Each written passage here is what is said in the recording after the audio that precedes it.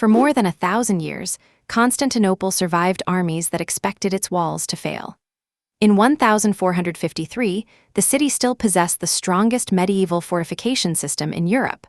A moat, an outer wall, a massive inner wall, and towers arranged across the landward approach. Yet on May 29, the Byzantine capital fell to the 21-year-old Ottoman Sultan named Roman II. The familiar explanation is a single giant cannon. The real story is more dangerous and more interesting. Constantinople was defeated by a coordinated system: artillery pressure, naval maneuver, relentless repair, exhausted defenders, and a final assault against a city that could no longer cover every wall at once. Byzantium in 1453 was an empire mostly a name. Constantinople remained strategically priceless, controlling the passage between the Mediterranean and Black Sea, but its government had lost most of the territories and tax base that once supported it. Emperor Constantine Roman XI commanded a mixed defense of Byzantine troops and foreign volunteers, including the experienced Genoese commander Giovanni Giustiniani. Estimates vary, but the defenders numbered only several thousand. Maimed could draw on a much larger Ottoman field army, a fleet, engineers, miners, artillery crews, and reserves. The decisive imbalance was not simply men against walls. It was the ability to keep applying pressure after each failed attack. Maimed had prepared before the siege began. In 1452, he built Rumeli Hisarı on the European shore of the Bosporus, opposite an older Ottoman fortress. The position helped control shipping through the strait and tightened the pressure around Constantinople. The Turkish Museum's authority dates its construction from March to August 1452. When the Ottoman army arrived the following spring, Constantinople was no longer facing an improvised raid. It faced a logistical project built around isolating the city, positioning artillery, controlling approaches, and preventing substantial relief from turning a siege into another Ottoman failure. The siege opened on April 6 and lasted 53 days. On the land side, the attackers confronted the Theodosian Walls, a layered defense that had protected the capital for centuries. The ditch disrupted an approach. The outer defenses absorbed men and machines. The inner wall rose behind them with projecting towers that allowed defenders to attack from several directions.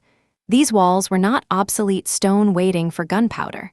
They forced Ottoman crews to concentrate their fire, move heavy ammunition, protect the guns, and repeatedly assault ground that defenders repaired after dark.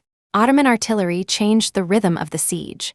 Large bombards could throw massive stone balls, but they were slow, difficult to move, and could not fire continuously. Smaller guns were also important because sustained bombardment mattered more than one theatrical shot. Each impact broke masonry and loosened the earth behind it. Each night, the defenders filled breaches with timber, brush, soil, stones, and whatever material they could move. The walls, therefore, became a contest of labor. Ottoman gunners tried to open a usable path by daylight. Byzantine crews tried to erase that path before the next assault. The cannon associated with the siege is often attributed to a founder named Urban or Orban. Later accounts enlarged both the weapon and its role, so precise claims about its dimensions, failures, and rate of fire should be treated cautiously. What is secure is the broader transformation.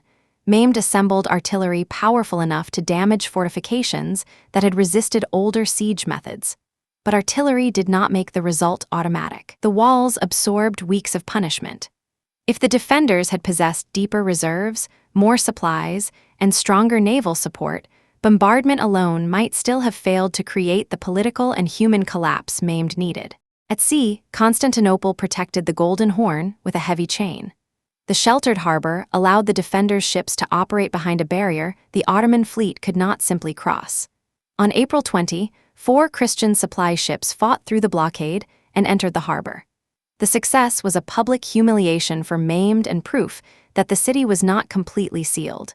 A conventional commander might have continued attacking the chain from the water. Maimed, instead, changed the geography of the battle. During the night of April 21 to 22, Ottoman crews moved dozens of smaller vessels overland behind Galata and lowered them into the Golden Horn beyond the chain.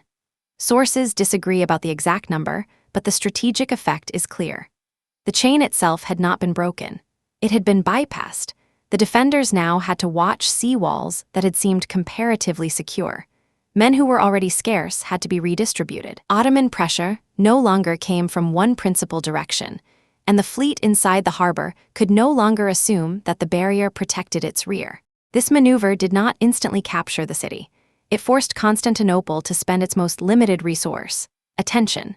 Defenders repaired artillery damage, watched for mining beneath the walls, guarded gates, fought at sea, and responded to alarms across a long perimeter. Ottoman troops could rotate. The smaller garrison could not recover at the same rate. A siege is often described through weapons because weapons are visible. But the deeper mechanism was exhaustion. Every new threat required another group of defenders to leave one place and protect another. Ottoman miners also attempted to undermine the walls. Defenders used countermines and listening techniques to locate them underground. These attacks failed to produce a decisive breach, but failure still consumed time and manpower. The same was true of repeated assaults before the final night.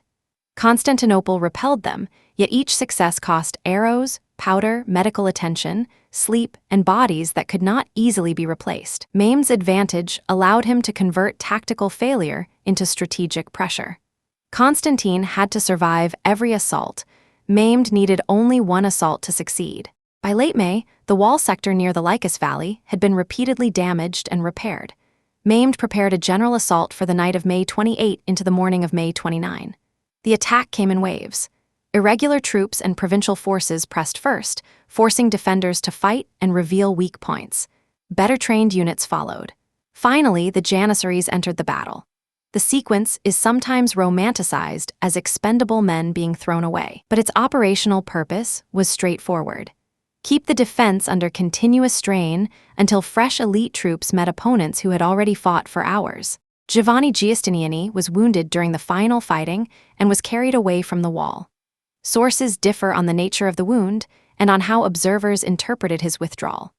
What mattered inside the battle was the loss of a commander closely associated with the defense of the crucial sector. Cohesion weakened at the moment pressure intensified.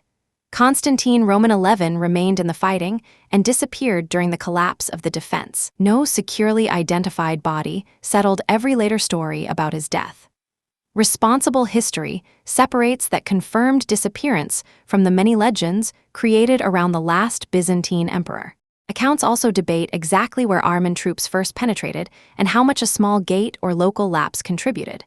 Reducing the fall to one forgotten door is tempting because it turns a system failure into a single mistake.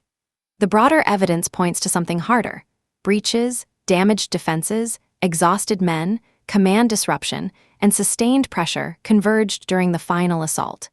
Even if one opening became symbolically important, it worked because the defense around it had already been stretched close to collapse. The capture brought killing, enslavement, looting, and the violent end of the Byzantine state. Mehmed entered a city he intended to make an imperial capital, not merely a ruin. Over time, Constantinople became the center of Ottoman government and was repopulated by communities brought from across the empire. Hagia Sophia was converted into a mosque, while the city retained layers of Roman, Byzantine, Christian, Jewish, and Islamic history. The conquest therefore marked both an ending and a transfer of imperial power. The siege is sometimes presented as the moment medieval walls became useless. That conclusion is too simple. Fortifications continued to matter, and engineers adapted them to gunpowder warfare. Constantinople showed that even extraordinary walls could be defeated when artillery, maneuver, logistics, naval pressure, and manpower operated together. The cannon mattered. The ships moved over land mattered. So did the defenders' inability to replace men and supplies. No single marvel when the siege by itself. Constantinople fell after 53 days because Mehmed kept changing the problem faster than the defenders could restore the old balance. When the walls resisted, artillery crews continued. When the chain blocked the fleet, ships went around it. When mines failed, new assaults followed. The city answered each threat with skill, but every answer spent resources it could not recover. The lesson of 1453 is not that one weapon ended an empire. It is that a coordinated campaign forced a shrinking empire to solve too many emergencies at the same time.